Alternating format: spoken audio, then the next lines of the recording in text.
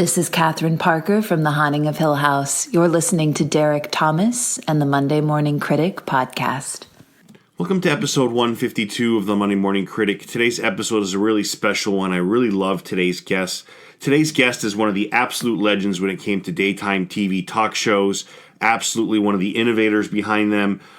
He was certainly a precursor to a lot of the reality television you see on TV today. He was great. He was original. He was genuine. He wasn't trashy like Jerry Springer, but he had a great way about him that really made you laugh, and a sincerity and an authenticity that you really don't see today in television. And he doesn't get enough credit for what he really did for the daytime TV genre. I want to say that if you're on social media, you can contact me at MDM Critic on Twitter. On Instagram, it's Monday Morning Critic. My Facebook page, Monday Morning Critic. And my website, which is mmcpodcast.com. mmcpodcast.com. So if you're looking to get some episodes that date back 2-3 years, that's the place to go. I think I've got a lot of great guests. And, we're doing this thing the right way. We're not paying for guests. We're getting guests that mean a lot to me, guests that I grew up watching, guests that I have on my show because I love their work. I love what they do. Too many podcasts today, buying their work, buying the results, buying the reviews, buying the guest. Everything is just such a potpourri of trash with nothing that's passionate behind it. It's just robotic and it's really hard on the ears. It's tough to listen to, and there's nothing that's really tangible or real about it, and that's unfortunate. But you kind of hope people realize what's real and genuine in the end, and I think people are starting to. So I really work hard getting guests it's not just guests that I love, but I think it's guests that I think people would appreciate. And I think at episode 152 with Richard Bay, I did exactly that. Feel free to hit me up on social media. I hope you enjoy the interview. Got a lot of great guests coming up. A lot of guests booked from now until I want to say deep into April 2020. Without further ado, I bring to you Richard Bay. Richard, thanks for coming on the show today. Well, it's my pleasure to be here, and thank you for the invitation. So, Richard, you're a New York guy, and I have to say, because my girlfriend is Jewish, and I know that growing up, your dad was Jewish, mom is Irish Catholic. What kind of dynamic was that growing up for you? Was it difficult? Because I know religion does play a huge factor in families and so forth. It wasn't difficult. It was, to some degree, it was a good thing. You grew up with a kind of schizophrenia. I had half the family telling me that I was going to burn for eternity in hell, and the other half of the family telling me that I was part of God's chosen people. And when my mother married my father, an interracial marriage like this was a pretty big deal, and her family really opposed it. They sent the priest to my mother to tell her that there was a boy in the parish who was willing to marry her, and he was Catholic, and that she should marry him instead, even though she didn't know him, but he shouldn't marry this Jewish corporal. Wow. And did your parents, did they see how successful you've become in life? Were they around for that long to see how? Great. They were around to see the ascent. Fortunately, they weren't around to see the decline. Oh, I don't think there's no decline. You're doing other things, and we're going to get to that. Sure. Yeah, you're evolving like everyone else. And I got to say, I never knew you went to Yale Drama School. Talk about that part. Talk about that part of your life, Richard. Well, I went to I was acting before I went to Yale Drama School professionally. But I started to realize I didn't know what the hell I was doing. I mean, I was in equity, I was in SAG, and I said, if I'm going to do this for the rest of my life, I better, learn some technique. So I applied to Juilliard, I applied to Yale, I got into Yale. I was in a class with a bunch of talented people. It's a 3-year program. Right. So you're there for 3 years, and while I was there, I mean, Meryl Streep was there, Sigourney Weaver was there, wow. Tony Shalhoub, Mark Lynn-Baker, and a bunch of other people who are just fabulously talented actors whom you never heard of. Wendy Wasserstein was a playwright. Ted Talley, who wrote Silence of the Lambs, was a playwright. And it was just, and when I graduated, I was hired by the Yale Repertory Theater to do a year of all different roles in rep. So that was, a great send-off as well. So I was really there for 4 years. Right. And so let me ask you, before that, it was UCal Santa Barbara, if I'm right, correct? UC Santa Barbara, right. Yeah, so but I went to Berkeley as well, and I went to Stanford for a semester. I didn't like the program. I dropped out. But UCSB was most of my undergraduate. Now, would you say you're one of these people, because I interview many actors, would you consider, I mean, I'm going to be jumping all over the place, but I know right now you're working on a play, so would you consider yourself as one of those people that has a love for theater? Oh, yeah. Are you kidding? When I left the theater, I mean, if I can digress a little bit, I was 29 years old, living in L.A., in a hit play at the Matrix Theater, which is on Melrose. And we were sold out constantly. And I was there for 6 months, and I'd come to L.A. hoping that I'd put my little bet on the roulette wheel and get a series and be able to make a living, because before that I'd been on Broadway, off Broadway, regional theater, touring companies, but you're not making any money. There's no sense of permanence. You're out of a job in the theater as soon as the run is over. So I'd gone to L.A., and when I arrived in L.A., a friend of mine called Jim Lapine, who is a pretty famous director and writer now, called me up and asked me if I wanted to be in his play, and I did. And, at the end of 6 months, I was broke again. So I had a girlfriend, a lovely woman who was an actress, and she was going back to New York, and she had an audition for WCBS, the local station. Now, you're in L.A., right? I'm in Massachusetts. Oh, you're in Massachusetts. Yeah. Okay. So when the CBS affiliates had a show called Two on the Town, right, where two people would go off, a man and a woman would go off and do all the fantasy things that you'd like to do in that place. And so she had an audition for that. She said, "Why don't you come in and audition with me?" And I said, who's going to hire me? I said, "I'm an actor. I'm not a journalist. I have no background. I have one suit to my name, which I wore when I went to audition with her, and I went for the callbacks. I got it. She didn't. That was the end of the relationship." And I thought, I'll do this show until it runs out in a year, and then I'll go back to theater. And then somebody offered me another job, and then Maury Povich was being fired from a show in Philly. And they brought me in, and I spent 4 years in Philly. And then we went to New York, and we did People Are Talking for 3 years, and then it became the Richard Bay Show, and that's pretty much the story. And I get just from looking at your life, Richard, you're one of these people, and there's not many, that I feel like you could do anything, right? You could host, you can act, you can do radio, you could talk politics. I don't think there's anything that you can't do in this universe, right? I can't dance. Don't ask me. I had 3 years of ballet when I was at Yale Drama School and Graham Technique, and I have dyslexia of the legs. They just don't follow, any kind of choreography. I wish I would love to be able to dance. I can sing, I can play the piano, but I just can't. It's you got to admit it when you can't do something. Right. And I got to say, for those of you listening, People Are Talking, you had some pretty phenomenal guests. You had Spielberg and Jimmy Carter, you had Sammy Davis Jr., Ross Perot, Charlie Sheen. I mean, this is no under-the-radar show. These are premier people here. Sure, and it was a live talk show in New York.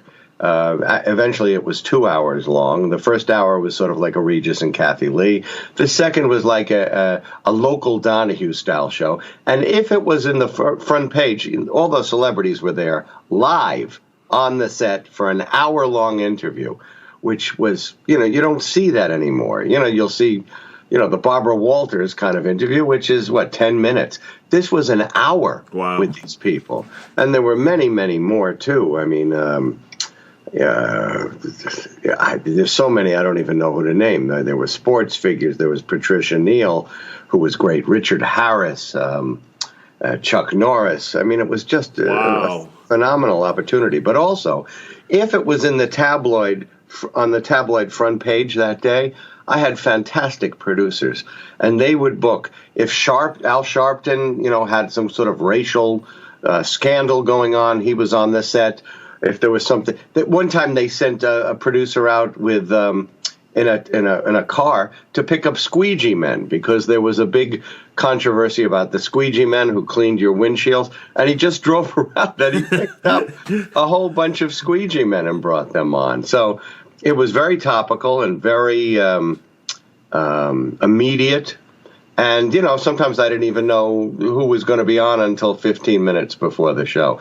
But the other thing that was great about it is it was live. My background was in theater. So I've had a lot of experience in improvisation, also in playing characters. So when we got to the Richard Bay show, I'd look at a show and I'd say, okay, I'll play Detective Dick Bay or Sergeant Dick Bay and the Wimpy, or Judge Bay and his Court of No Appeal, So, it was very theatrical. It was like doing, a new off-Broadway play every day. And even though you went down the talk show host avenue right away, your Yale background still plays a huge role in that, correct? Yeah. That's what I'm saying. Yeah, it did.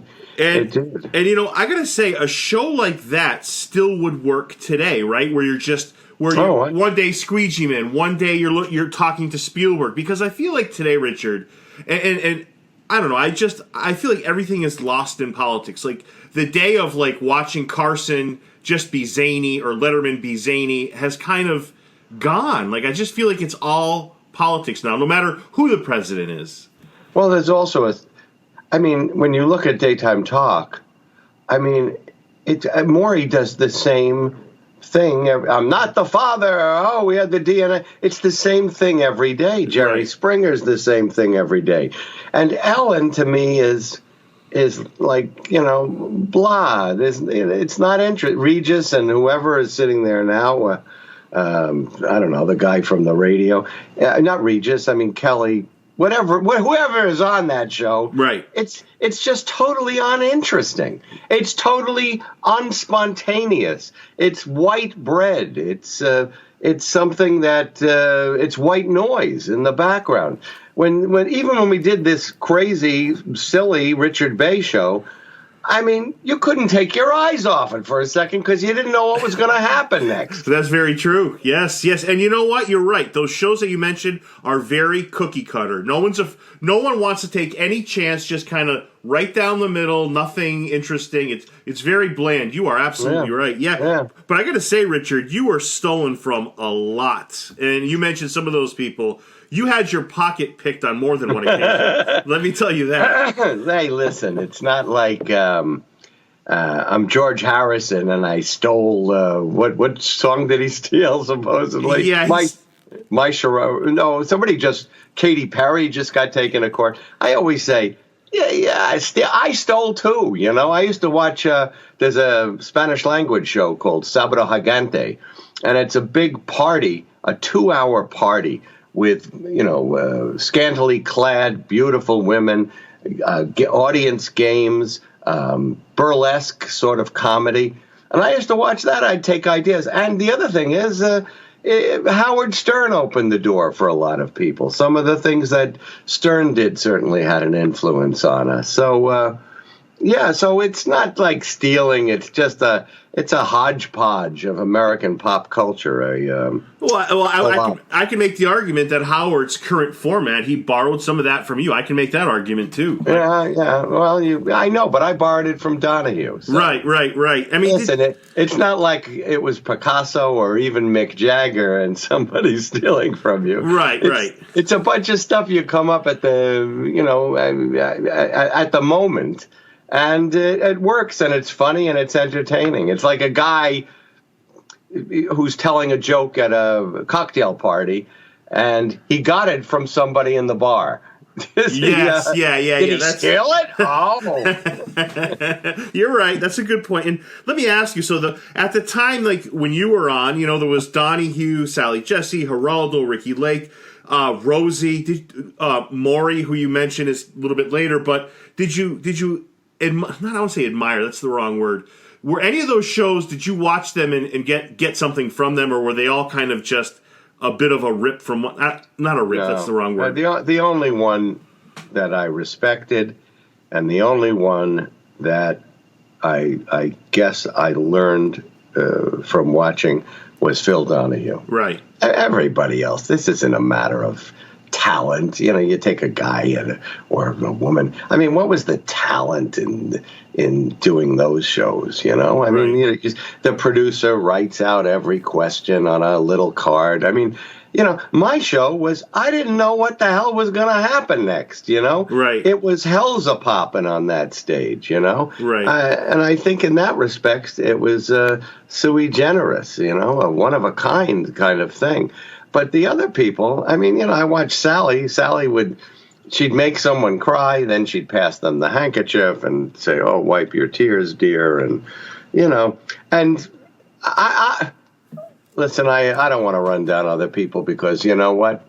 They've all got $100 million and I'm working in a little theater in Orlando. So there you go. But there's nothing wrong with that. And I'm certainly not asking you to do that. And you've been so let me just say in general. Yeah, yep. There's not much talent involved in doing those kinds of shows. I mean, at one point I got fired. They replaced me with Matt Lauer. The ratings went down the tubes. Now, Matt is an intelligent guy. He's a great teleprompter reader. He's a great dresser. He has a good image on camera.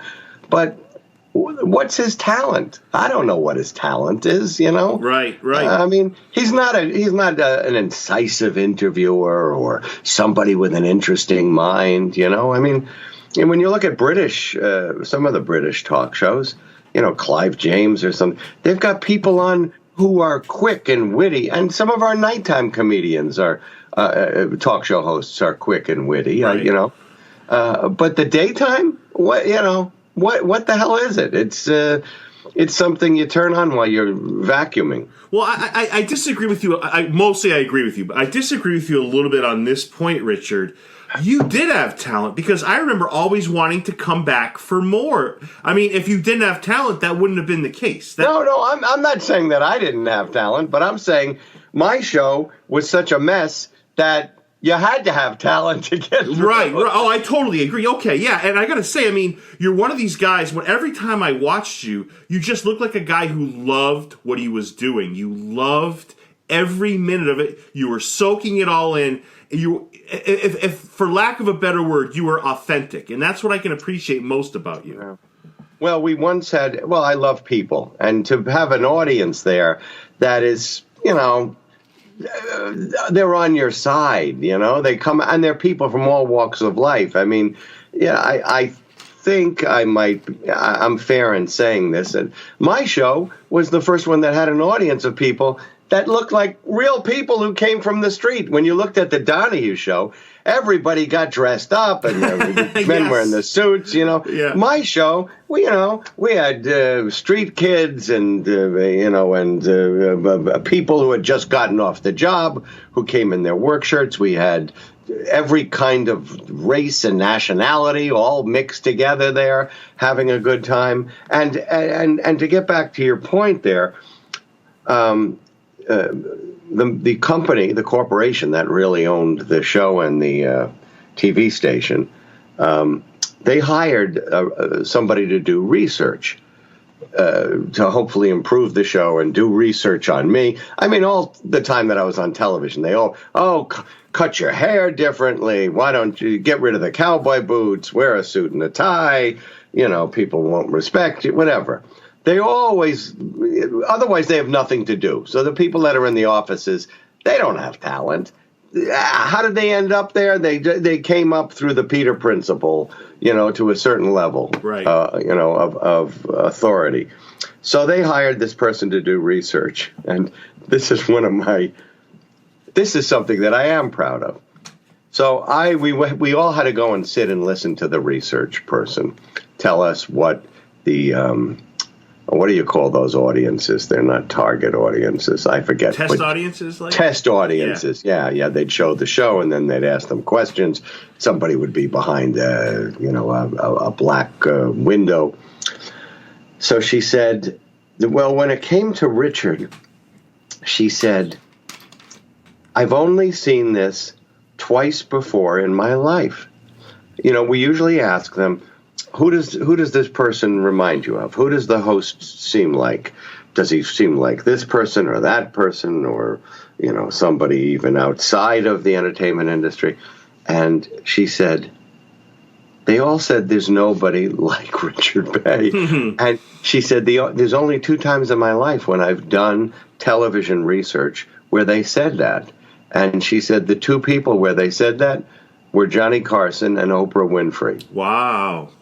And so that's something to be proud of. Absolutely. Right? And that's when I introduced you, I said you were an innovator, and I meant it. I mean, and to a much lesser level, right? Podcasting, it's one podcast is the same as another. It's like the same cookie cutter BS with every. It's what's the next thing? What's something that's going to be interesting for people to listen to? And I felt like at a larger level, that's what your show did. Like, you were certainly an innovator in that regard. Yeah. Well, yeah, but you know what an innovator who left behind only the worst elements, you know? Right. The crass elements of, and you know, the show could be crass, you know, but funny. But that's what's left over. So you're left with the Jerry Springer and Maury doing the same DNA test every day. Evidently, they're making enough money to keep them on the air, but you know, it's the same thing. I mean, Jerry's a fight every day. You know, we started off. Yeah, my show, we had people throw pies at each other, or we had the wheel of torture where a guy the cheating boyfriend would be on the wheel and spun, and his girlfriend could pour goop over him.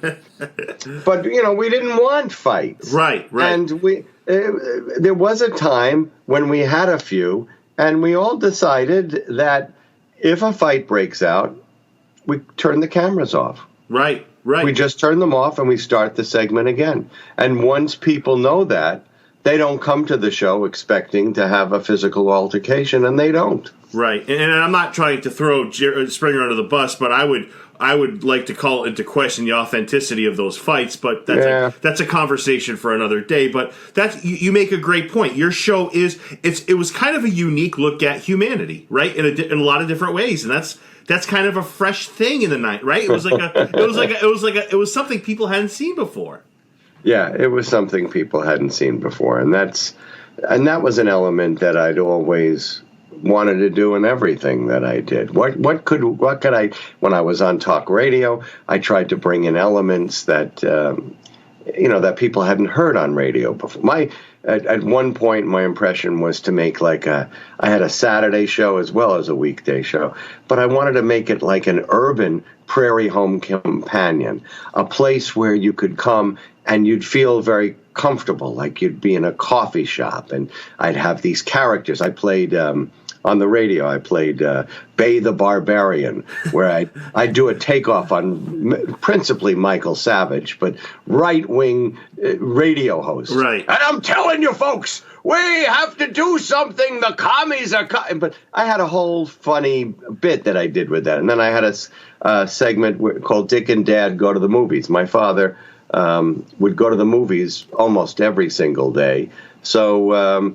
And he was widowed at that time, so I did it partially to keep him connected to the world because he was beginning to have Alzheimer's, and but the people loved it, right?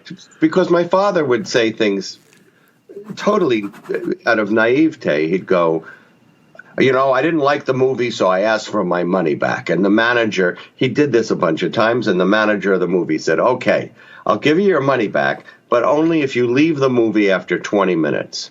You can't stay. And my father would say things, the movie, they needed more lights on the set there. It was so dark. It was a movie. You could hardly see.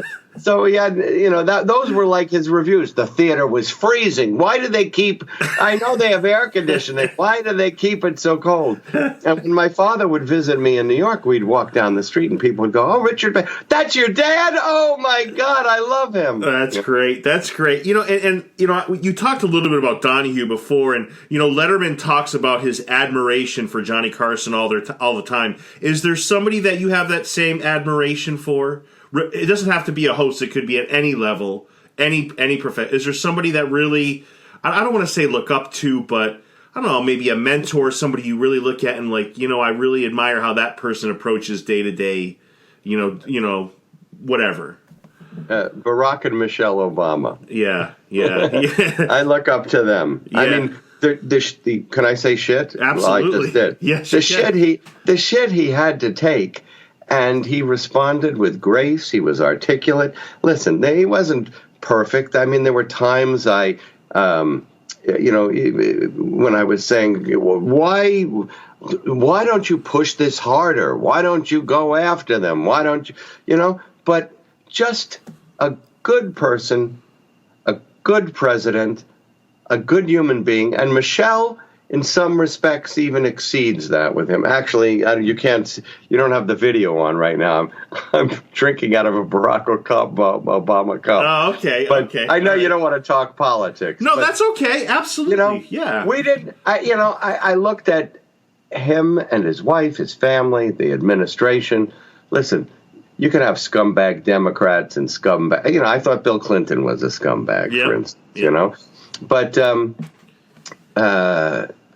it was almost like Barack Obama was too good for America, in my opinion, And who else do I really? I mean, Meryl's a marvelous person. I haven't really, kept up with her, so I can't say that I mean, I had a dinner with her, maybe 2 years ago. But she's also a person incredibly grounded, gracious, humble, generous. Yep. And then there's my dad, of course, who passed away, who always believed in me and left me a bunch of those maxims that fathers tell their kids: throw enough crap against the wall and some of it'll stick. Yeah. And that's, you mentioned politics, and it's too bad, Richard, we've come to a point in 2019 where you can't just have a beer with somebody or a coffee and just talk politics. Like, you and I can't just humbly disagree. It's got, not you and I, that's probably a bad example, but it's insulting. It's calling somebody a piece of shit, and then it's become so vile, Richard. Like, I know that politics hasn't always been an easy topic. It's like religion. I get it, but it's too bad that two people just can't talk politics, laugh about it, agree to disagree, and just have a couple beers, Well, the guy that did Super Size Me, what's his name? Michael. You could look it up. Well, anyway, he did a documentary. It didn't turn out the way that he was trying to make Morgan it. Spurlock.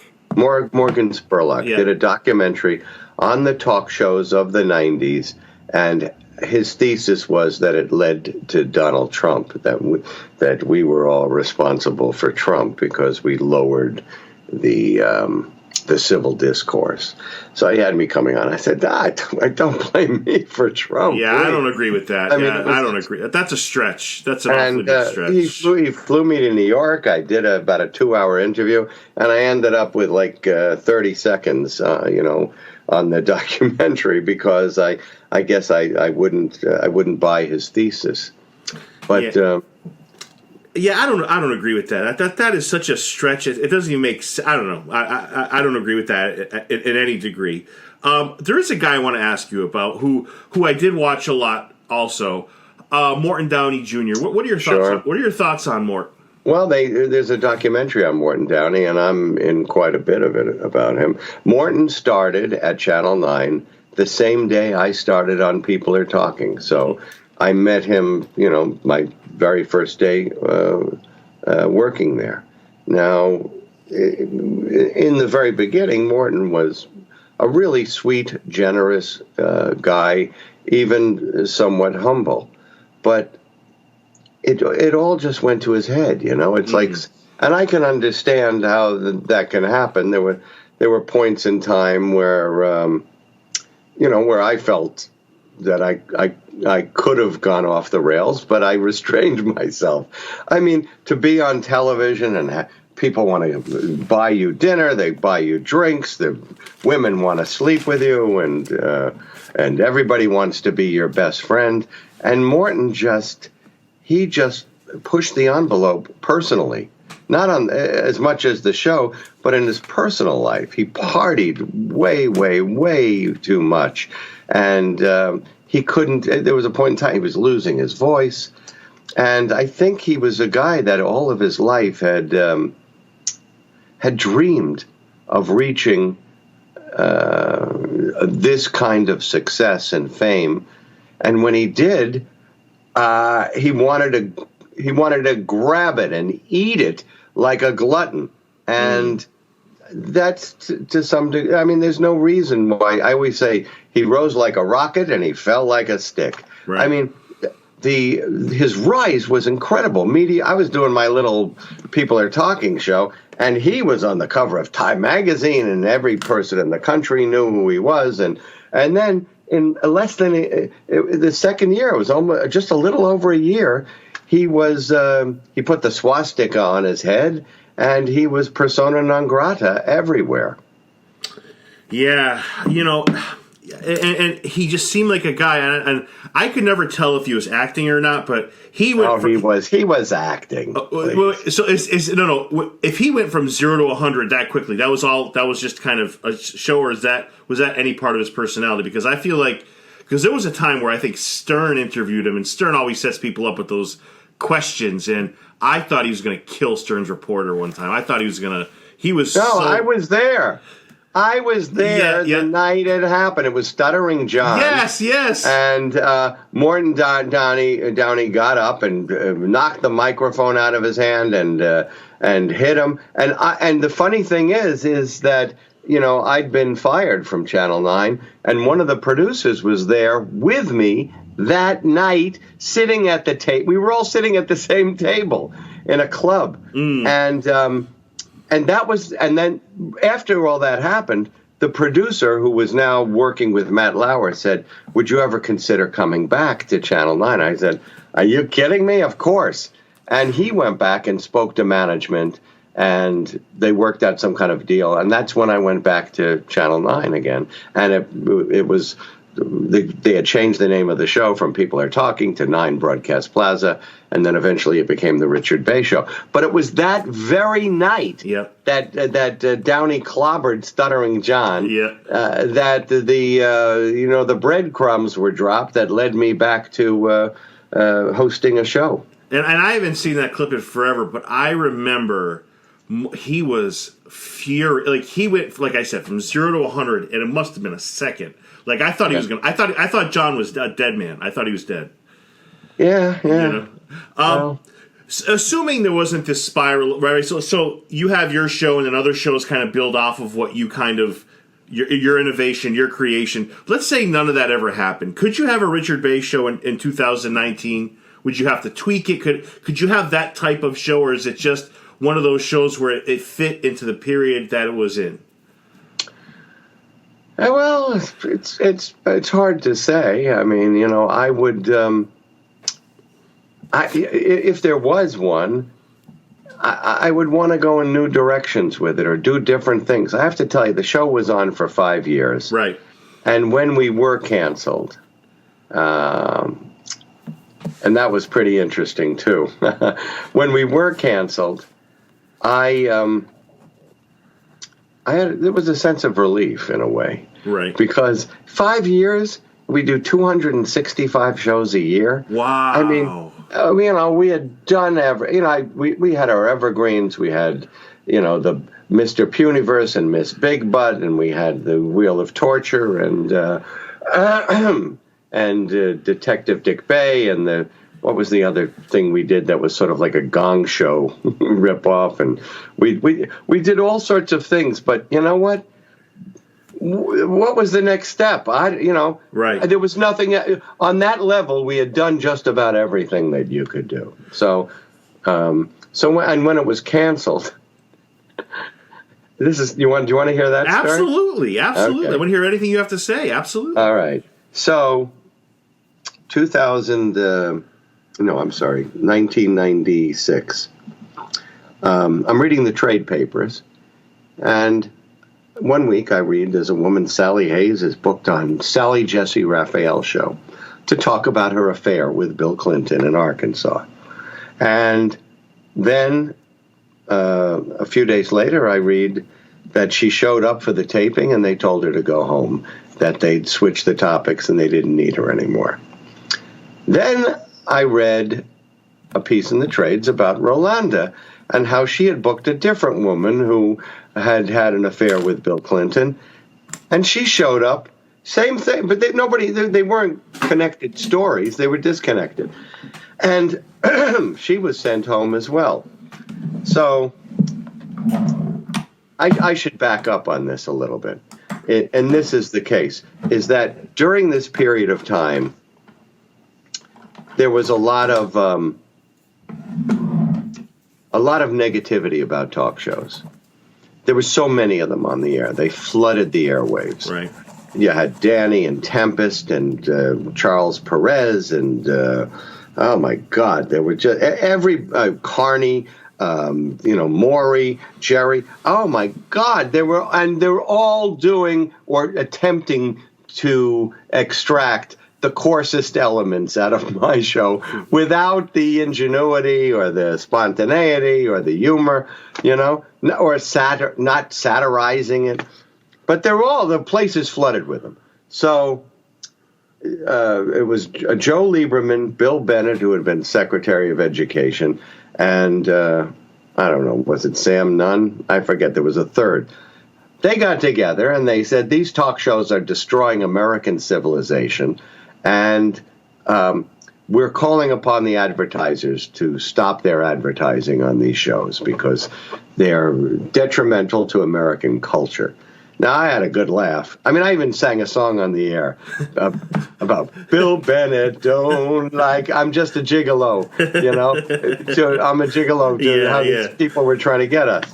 So, ratings were great, but advertisers stopped advertising on these shows, and that led to a lot of them going down.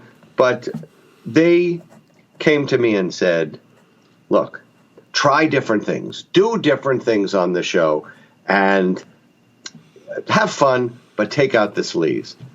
And I said, but the sleaze is part of the fun. Yeah, right. It's a big, we'd have every year we'd have a summer bikini contest. They told me I could only have, one-piece bathing suits. I said, are you kidding? I mean, Donnie is having strippers on his show, and I have to have one piece. And, they were just, telling us you can't do this and you can't do that. So I started doing different things.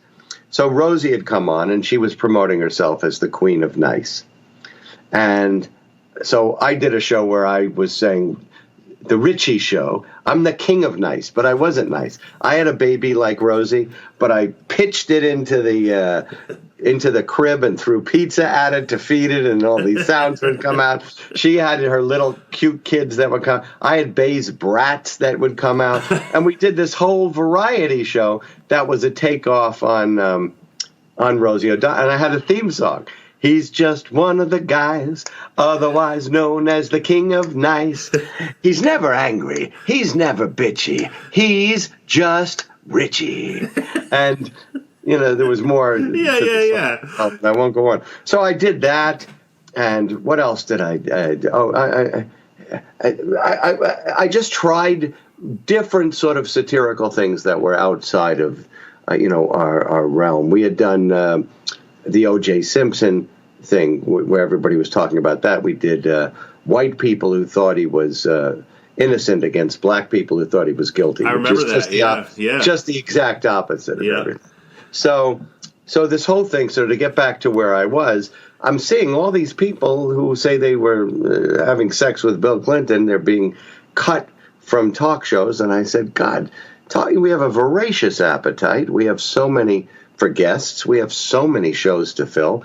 You don't just cancel a guest the day they show up. So I called Jennifer Flowers up and I said, listen, I haven't seen you anywhere on TV. And she said, well, that's because every time I'm booked on something, they cancel it, a day or two before I'm supposed to show up. So I said, well, would you like to do my show? And she said, you'll never get me on. I said, yeah, I'll get you on because everybody thinks I'm just this silly, stupid guy on TV. I said, but I'll sit down. I'll give you a good interview and a fair interview. So she came on. So I cleared it with all the management. And they told me, if you want to do this show, you can do it, but you'll have to do it on your own time. You won't have an audience booker. The crew will do it, right after their lunch break when they're doing prep. And, you won't have any help on this. So I said, all right, fine. So I finally got to shoot it, and it was on tape. And I started in an empty audience because I have no audience. They won't book an audience for it. And I said, my audience is empty today, and that's going to make some people very happy because they don't want you to hear what my guest is going to say, and you won't see her anywhere else. And in fact, it might be that this show isn't even on your TV because it got pulled and it never got on the air. But if it is on your television, you should stay tuned and watch this because there are people who don't want you to see it for some reason or other, and they're preventing her from speaking out. My guest is so I go up there and I do this show with Jennifer Flowers, and 2 weeks later it airs. The phones light up, half the people saying, "You son of a bitch! How can you do this to the president?" It's right. It's 3 weeks before the election. And half the people calling up saying, "God bless you." This is before Fox News, right? So there is, there's nothing like that on. And I wanted to find something that wasn't on TV to do, But the ratings for the show were great. And the next day, I'm called into the office, and they tell me the show is going out of production. And I said, "Is this because of the Jennifer Flowers show?" And the executive doesn't answer me and just puts her head down. And I said, "Wait a second, this is October 12th. You just signed a new contract with me on September 1st. And it was for close to $1 million, high six figures." Wow. And I said, "We just signed a new contract." And she said, "You'll be paid every week." So according to that, I'd be paid every week if I just kept my mouth shut and didn't say anything about it during that year. Right. But I got a bucket of money every week for a year. I mean, I sent my parents on a yacht cruise around the Mediterranean. Then I sent them on a boat trip down the Danube. At another time, I took my brother to Jamaica. I took my girlfriend to Monaco. I mean, to have that kind of money coming in and not do anything. Right. I mean, it was incredible.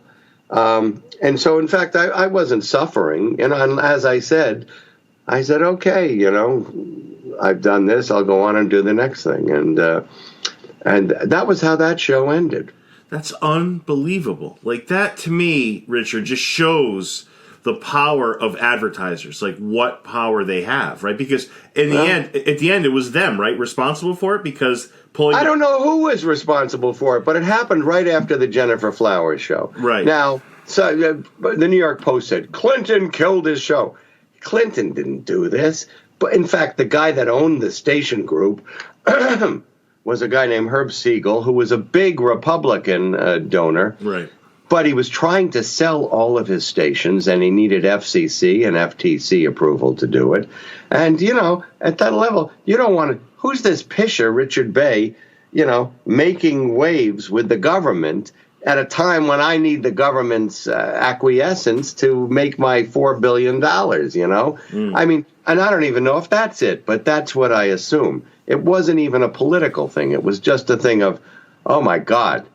Now you've really crossed the line. It wasn't the big butt contest. It wasn't anything else. It was something like this. Man, that's awful. And I got to say, one of the other things I really enjoyed seeing you in was in 2009, Bruno. Yeah. Can you talk about that? I thought I read something about an NDA, so I want to be careful. I don't want to put you in a difficult situation. No, it's all over. I mean, what are they going to do? Come sue me now? I was so happy. I turned to my girlfriend. I'm like, that is the guy I've been telling you about, Richard Bay, because we talked about. Yeah, so we were so thrilled to see you up there. Oh, so much fun to do. I mean, we shot it in Texas, but when they called me up, you want to talk? They called me up and they said, "Listen, we represent an entertainment group, and we'd like to bring back the Richard Bay Show." And I said, "You're kidding?" And they said, "Yeah, we think there could be a European sale, and you were, as you say, an innovator." And I said, "Sure." They said, "But first, you've got to sign an NDA." Before we discuss the details with you. So I said, okay. So they sent me the NDA. I mailed it back. Then they say, well, we just told you that to get you to sign the NDA. Did you ever hear of Sacha Baron Cohen? I said, are you kidding me? I'm a monster fan of Sacha Baron Cohen. So they said, well, we're going to do this show, Bruno. And I said, I know the character. So, I signed up to do it. But I told my friends, I'll be a voice off camera. I won't really be a part of this show. Maybe you'll get a glimpse of me in the audience somewhere. Then when they did it, they put my name up there. They had T-shirt. I should have asked for 10 times the money that I got.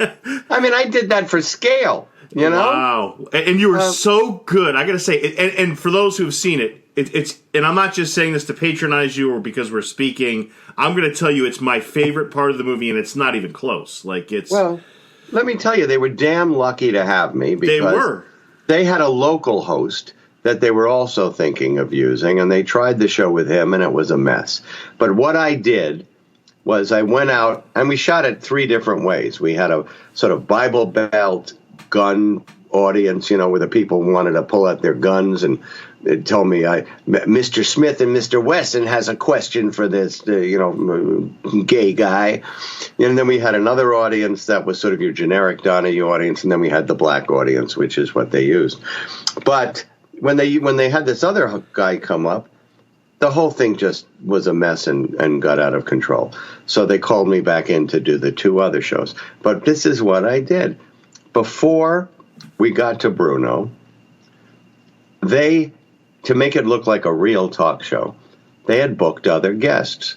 We had a Wiccan, a father who was a Wiccan who was raising his children as Wiccans. Right.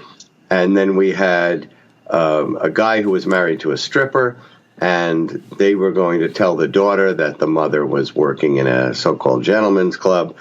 And the whole idea was, and I was in Texas, so I said, the theme of our show today is parenting. When do you have a right to tell a parent, no, you can't raise the kid this way? I mean, is it when he wants to raise the child in a religion that worships trees and spirits, or is it when the mother is doing something that's sexually provocative, or is it when a gay man has an interracial child? I said, here in Texas, you recently had a big controversy because the state came in and raided a Mormon compound where the parents were raising young girls who were then marrying old men. Now, that was part of their religion. Now, how many of you think the state has a right to step in and tell people, how to raise your children? Or think the state, Texas, was right doing that to the Mormons? Half of them raised their hand. How many of you think that the parenting is an inviolate privilege and the state has no role in it? Yes. So I set the whole thing up as if this was a real talk show and this was the issue, so that when Sacha Baron Cohen came out, actually, they were willing to accept that he was gay until he until he was in the hot tub with the baby, until he said he didn't adopt him, he swapped him for an iPod, I mean, well, that's when they flip. Yeah, and they don't hear, that's amazing. As somebody who loves movies, to hear you say that, I mean, you legitimately had a complete show. Granted, we only saw the part that, fit the movie, but that's a lot of hard work on an actor. I mean, that's, for you, that must have been pretty difficult. Oh, screw them. They should have paid me 10 times I agree. for what I did. So I mean, he's an absolute genius. How do you maintain your composure when he tells the audience, look, I gave my baby a traditional African name, and he says OJ. OJ. Yeah, and they all go nuts. I would have lost. I mean, you're a pro's pro. I get it. But is there ever a time where you're like, is it tough to? Because I mean, he's being obviously naive and stupid. He's saying, he went to Africa. It's full of African Americans, and I know it's funny. Yeah, he's being an idiot. But is it tough to maintain your composure in a situation like that? Not when you've been an actor. I mean, I've seen some great comedians on, who acted opposite me in plays. There are funny things, I mean, no, that part wasn't difficult. The thing is, Sacha Baron Cohen, I didn't speak to him out of character until we finished at like 1 a.m, I think, because they shot 4 shows. They shot 1 without me, and they shot 3 with me. And you'd have to set each one up and bring each audience in. And so at 1 o'clock, we finally wrapped, and we got to go to craft services. And what's his name? Charles, Les Charles or Lee Charles? The guy that did Seinfeld, he was the director. Really great guy. Anyway, he brought me over to meet Sacha Baron Cohen. Larry Charles. Larry Charles, yeah. Larry Charles. And at the time, we were the only 2 smokers. So Larry Charles and I were outside the studio smoking cigarettes in the garage. But Sacha Baron Cohen was so tightly wound that you would stand next to him, you could feel the vibrations, and it felt like he was going to explode. Right. That's how intense he was as a person when it was all over. Wow, so even though he's out of character, he's still pretty wound up at that point. I mean, yes, yes. Thank you very much. It was nice working with you. But man, I just wanted to say, man, roll a joint, have a drink, do something. Is that his personality? Do you think, or do you think, Richard, that is kind of just the pressure from doing that character and having people kind of want to basically not kill you, but like the looks and the feedback he gets. Do you think that wears away at him? I can only speculate because I only met him for 5 minutes after the show. But I would say that's that's surely a speculation that has credit. And the movie, it does it like most of the people that participate in Sasha's movies. They end up not looking that great, but I thought you looked great because of your role, and I thought you did a great job. Well, thank you very much, and I'd like to thank the Academy and God for my award. So I thank you for giving me almost an hour. I have 2 more questions for you. Thank you so much, Richard. Richard, what do you think of? So there's a guy that is. I don't know if you're familiar with the Jackass movies, right? There are these I know. I know who he is. So there's one guy, Bam Margera, who's having a very tough time. He's clearly his friends want to check him into a rehab, and that's where he is now. But he really wanted to talk to Dr. Phil, and I'm not trying to get something poorly said about Dr. Phil, but part of me thinks it's not very. People think he's actually a doctor, which kind of bothers me a little bit. Hey, because listen, you can get me to say something. I think he's an asshole. Okay, yeah, I'm glad you said it because that's what I was going to dance around. Because I don't get it because it's one thing to have let's have fun with this. Let's have strippers on. Let's do this. Let's do that.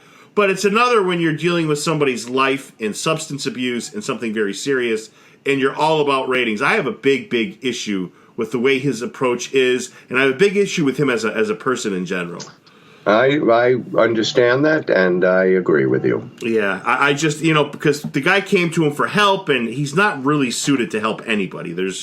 But anyways, my last question to you is, the future is right now, you're doing theater. Where would you like to see yourself go? What's the plan? Because like I said, I think you could do anything you wanted to. I'd love to hear you host a show. I'd love to hear you do any of that. What do you want to do? What's the goal for the future for you, Richard? Well, as you can probably surmise from listening to the story of my life, these things just sort of happen, and the road appears, and I take a walk down the road. I've known people in my life who are goal-oriented and set their goals out and then go out and achieve them. That sort of thing has never, been the way my life has worked, or or I'd still be on television. I'd still be on radio.